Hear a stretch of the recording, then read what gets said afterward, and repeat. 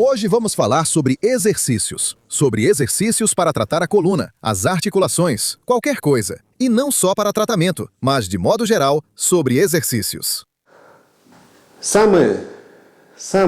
As pessoas mais travadas, mais doentes, tortas, desajeitadas e infelizes. São pessoas que começaram a praticar esportes em academias. Que começaram a praticar esportes com exercícios em aparelhos, com exercícios com pesos livres, agachamentos. As pessoas mais tortas, doentes, travadas, infelizes, que mais sofrem. Por que isso acontece? Por que isso acontece? Porque a pessoa vivia sua vida, tinha seus movimentos normais, naturais. Ou seja, se abaixava, levantava ali, virava para cá, virava, tudo. Estava tudo bem com ele. Aí ele chega na academia, antes ele não tinha, digamos, nenhuma experiência com esportes.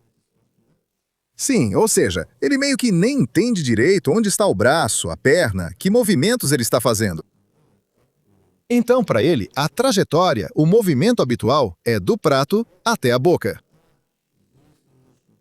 Aqui é um pouco diferente. Ele está escrevendo, mas outros movimentos habituais ficam dentro de certa distância do próprio tronco. Sabe de uma coisa? Ele decidiu praticar esportes para, como dizem, se sentir melhor, ou ganhar um pouco de massa, músculos aqui e ali, ou, ao contrário, definir o abdômen. O verão, por exemplo, está chegando, ou já passou. E, resumindo, ele começou a treinar. No começo estava tudo bem. Ele foi ficando mais forte aos poucos. Mas com o tempo, surge uma situação em que, por exemplo, depois de alguns anos de treino, durante o levantamento terra, ele levanta muito bem, muito direitinho. Por exemplo, digamos 300, 400 quilos na barra. E se sente bem fazendo isso. Os vasos sanguíneos nos olhos estouram um pouco, mas no geral é bom, ou seja, dá um tônus, melhora o humor.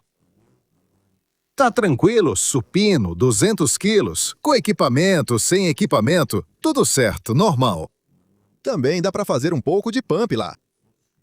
Trabalhar com 100 quilos é uma maravilha, mas depois surge uma situação. Por exemplo, nosso atleta está andando pelo apartamento. Vê que um gato caiu. Digamos, um gato, um filhote caiu. Quer ajudar. Pensa, o que foi, Muzi, caiu? Eu vou te ajudar, pensa ele.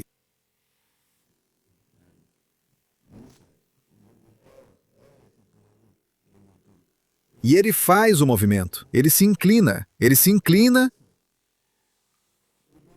Pega o filhote, bem, 300 gramas, levanta ele do chão assim e ele ouve. Escuta nesse momento. Ele escuta nesse momento. Como se algo estivesse rasgando. Um estalo nas costas dele.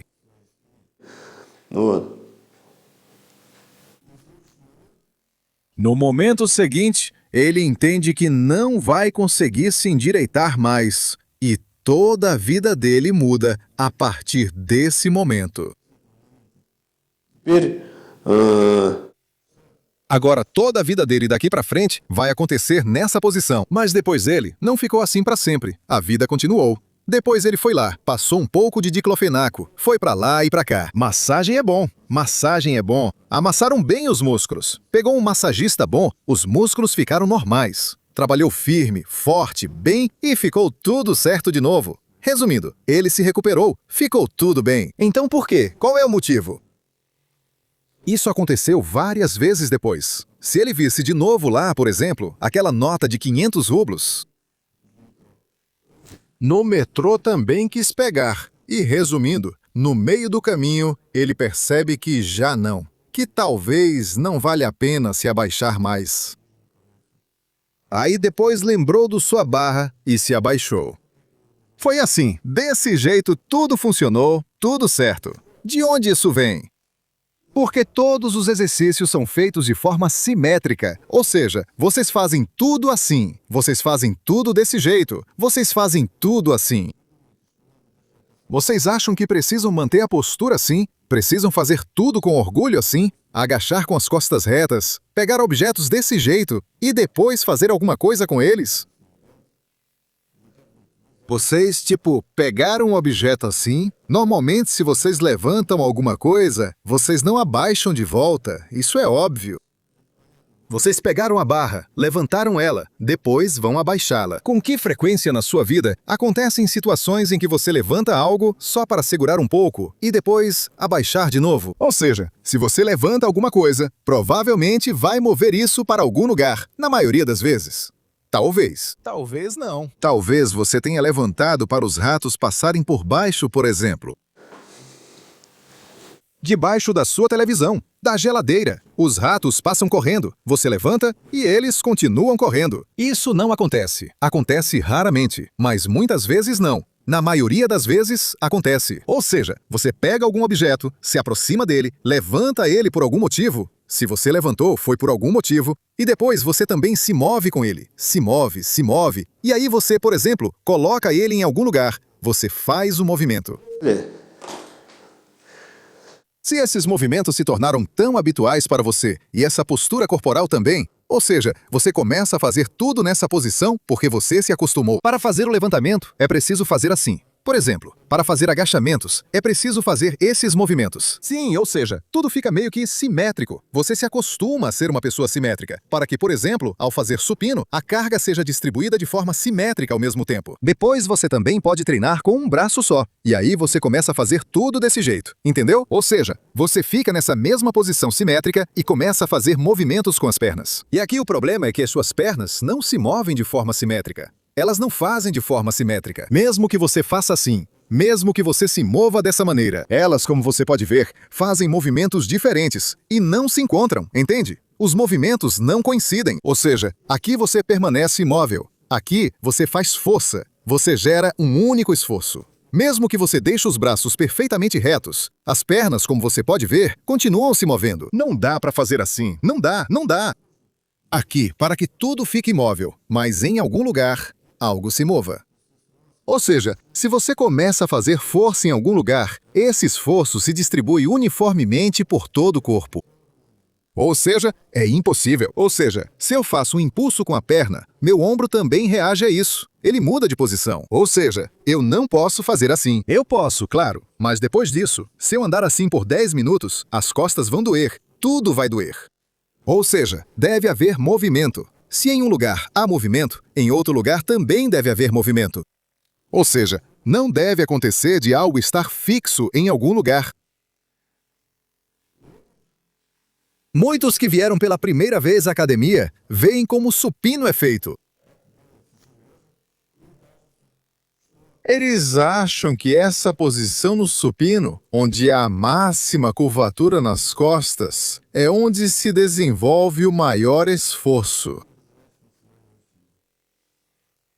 Isso não é verdade. Ou seja, parece que durante essa curvatura é feito o esforço. Quando você abaixa a barra até você arqueia as costas. A curvatura surgiu em primeiro lugar para baixar mais a barra. Em segundo lugar, ela surgiu por causa do supino equipado, onde a camisa restringe o movimento dos braços. E para facilitar o movimento da barra em sua direção, você a puxa para si e automaticamente você mesmo se aproxima dela. Mas quando começa o movimento de volta, o esforço começa pelas pernas. E aqui, esse movimento sutil, o primeiro movimento, acontece. Ou seja, tente você mesmo apenas arquear as costas assim e veja o quão bem seus braços conseguem gerar força a partir daí. Eles conseguem gerar força? O esforço começa quando há tensão nos músculos abdominais e nesse momento ocorre a primeira parte do movimento. Depois, a finalização do movimento vem da extensão dos braços. Isso é só para constar. Ou seja, há movimento em todo lugar. A diferença entre atletas profissionais e não profissionais é que os atletas profissionais não têm esses problemas, porque eles têm a habilidade de aplicar força. Mas se uma pessoa que nunca praticou nenhum esporte antes começa a fazer alguma coisa na academia, começa a se exercitar, gradualmente, seus movimentos vão ficando cada vez mais rígidos, cada vez mais artificiais. E ele tenta repetir todos esses movimentos da academia. Todos esses movimentos da academia. Ele tenta transferi-los para a sua vida, para uma vida onde esses movimentos não existem, para a vida, a nossa vida. Ele tenta transferir todos esses exercícios. Eles são estranhos. Eles são estranhos para nós. Eles são estranhos aos nossos movimentos. Ou seja, onde você usa, com que frequência você usa esse movimento, por exemplo? Com que frequência você usa esse movimento? Ou seja, você está formando em si mesmo, você acaba desenvolvendo o deltoide anterior. Vamos supor. Sim, é assim que a pessoa treina. Sim, depois ele começa a levantar a bolsa desse jeito. E nessa posição, ele acaba caindo assim, porque as costas dele já não aguentam mais aos poucos. Ou seja, os movimentos dele ficam tão antinaturais, porque esses exercícios acabam formando nele um padrão errado de aplicar força. Ou seja, ele treina em certos ângulos, desenvolve certos grupos musculares em uma posição específica, geralmente simétrica e confortável. Na vida real, não existem esses tipos de movimentos. Ou seja, ninguém fica sentado o tempo todo. A gente precisa se virar para um lado, para o outro, faz alguma coisa com as mãos, coloca peso de um lado, peso do outro. Por isso, é assim que as coisas são. Por isso, o mais importante em primeiro lugar são os exercícios assimétricos, ou seja, aqueles em que você treina fora de uma posição simétrica e faz movimentos assimétricos, que usamos com frequência na vida cotidiana. Ou seja, praticamente não usamos movimentos simétricos. Mesmo que as pernas estejam juntas, as mãos estejam juntas, ainda assim, uma mão faz uma coisa e a outra mão faz outra coisa. Ou seja, praticamente todos os movimentos, mesmo quando fazemos um movimento simétrico. Aliás, quando a pessoa acha que está fazendo um movimento simétrico, geralmente ele também não sai simétrico. É preciso treinar por muito tempo para que ele saia corretamente. Portanto, treine na academia, alimente-se corretamente e tudo vai dar certo para você.